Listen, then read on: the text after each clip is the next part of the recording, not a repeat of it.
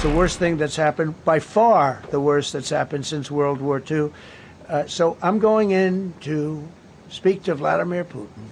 And I'm going to be telling him, you got to end this war. You got to end it. We're going to have a meeting with Vladimir Putin. And at the end of that meeting, probably in the first 2 minutes, I'll know exactly whether or not a deal can be made. How will you know that? Because that's what I do. I make deals.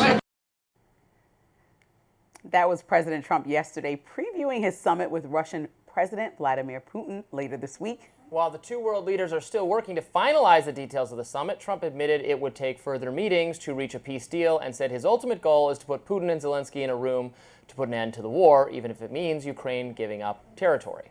Now, ceding land is a line that President Zelensky has consistently said he would not cross, saying in a video last week that Russia must not be rewarded for their aggression, and warned yesterday that Putin's goal with the summit is to deceive Trump. So this is... I don't deceive Trump. Look, they got to negotiate. They got to get together. They got to meet. They got to discuss. Who's they? Because it should be Zelensky and Putin, not Zelensky. Yeah, and Trump is helping to facilitate to eventually get them in the room together. I think it's great. By not inviting Zelensky to the meeting and telling him what happens first. He said, actually, I'm going to call European allies. And then, oh, wait, no, out of respect for Zelensky, I'll call him first. Like, hello? This is the number one person that needs to be in the conversation out of anyone. Did you see what Trump accomplished with Azerbaijan and Armenia last week? It was an amazing, historic peace summit. Our president should win the Nobel Peace Prize because of it. And now that was the warm-up round. And now we're going to see if we can do the real thing with Russia and Ukraine. And it's hard because of the situation Biden has left him in, but he's doing his best. Okay, this is about to be, I think, the 5th time that now Putin has met with Trump on the phone or in person now, where they're going to Alaska. And he's consistently been playing games and playing in Trump's face. And Trump...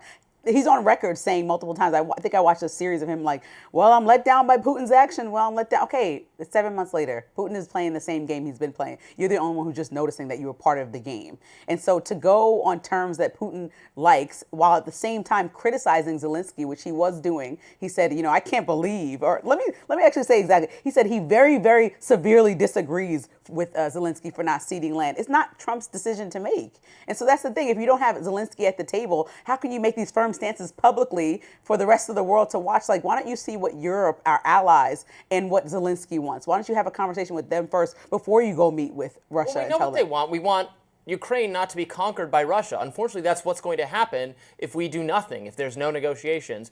Russia will win. That's why it's hard to bring Russia to the negotiating table, hard to get them to give up this effort, because they're going to win this war. They're going to conquer all of Ukraine. To prevent them from doing that, we need to do some level of uncomfortable giving up territory. It's not going to be great. Trump actually talked about an exchange of territory. I think if there's an exchange of territory, that would be a rousing success. If Russia gets something and Ukraine gets something, I doubt that's very much that's going to happen. But Zelensky said he's not interested. And also, President Trump...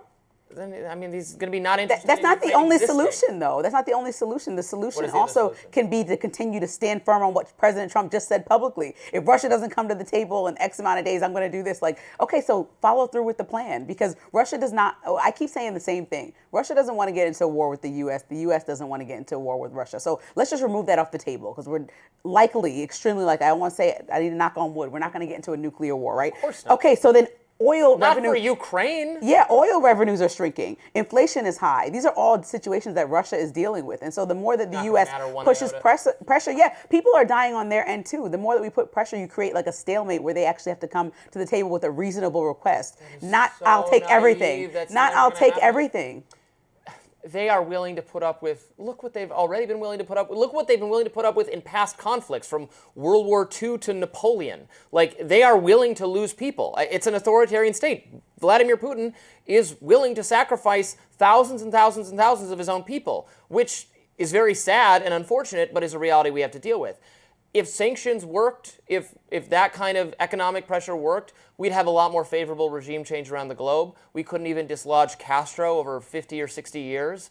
I just don't have a lot of faith in that. I don't. It doesn't have a good track record. We already tried that. It didn't work. They just absorbed the cost of it. And Europe is still engaged in the taking their Russian energy. I don't think we should reward authoritarians. We shouldn't just say, yes, no problem. You went too far. You showed us that you're not going to stop. Let's bow down. And let's also say it publicly before we have conversations with Zelensky. We're not saying bow down. We're saying, well, let's Well, Trump said multiple times, yeah, we're going to share land. He's making firm decisions, basically saying things on behalf of Zelensky doesn't agree with. So how can you come to the table and call yourself a great deal maker when you're talking to the aggressor? The person that is actually the victim place in all of this is constantly just sitting there like feeling baffled because you're berating them nationally or internationally on television, and as well as not even seeing what they would like out of the situation. Have you ever seen the movie No Country for Old Men? It's one of my favorite movies. Coen Brothers, fantastic, based on the Cormac McCarthy novel.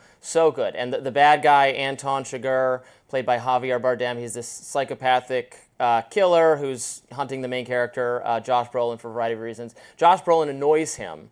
And so then he says to Josh Brolin's character, I won't, this is the best deal you're going to get. I won't pretend that you can save your own life because I'm still going to kill you no matter what. But if you stop trying to resist me, if you just give me what I want, I am going to kill you, but I won't go kill your wife as well. That's the deal he offers him. He says, that's the best deal you're going to get.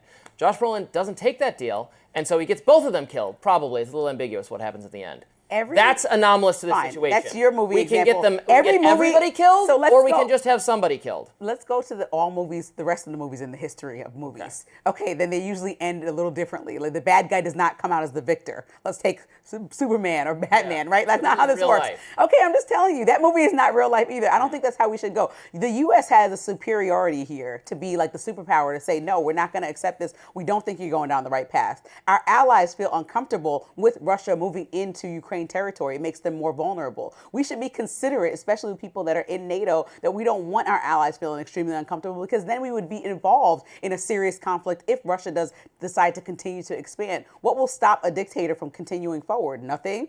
Because if they just want to be the aggressor again, we're going to have to say, and they might come on the cusp of any NATO territory and go as far as they want to until they touch NATO and maybe just stop. And we should just completely be not concerned and just allow it to happen. We can't, if they really want to do that, there isn't anything we can do. When they get to NATO, then we are committed on paper to actually fighting them with ground troops and having an all-out war, which they know, which is why they're not going to infringe on NATO territory. They're mucking around in an area that we are not committed to defend. That was a huge mistake. Not saying ahead of time either we could have made Ukraine a part of NATO. I agree with that. Or we could have been clear that Ukraine is never going to be in NATO, and then Russia would ostensibly have had less of a reason for invading in the first place. Leaving it in this ambiguous status was a huge mistake that we're paying for now. But I think the best deal we can get for Ukraine is what Trump is working on, and I think it's maybe not going to be a very good deal. We'll see how next week goes when he comes out. I'm so let down by Putin once again for the 6th time. We'll see how that goes. Next up, Governor Gavin Newsom is issuing a warning. That warning is to President Trump and Republicans over their gerrymandering threats. Don't go anywhere.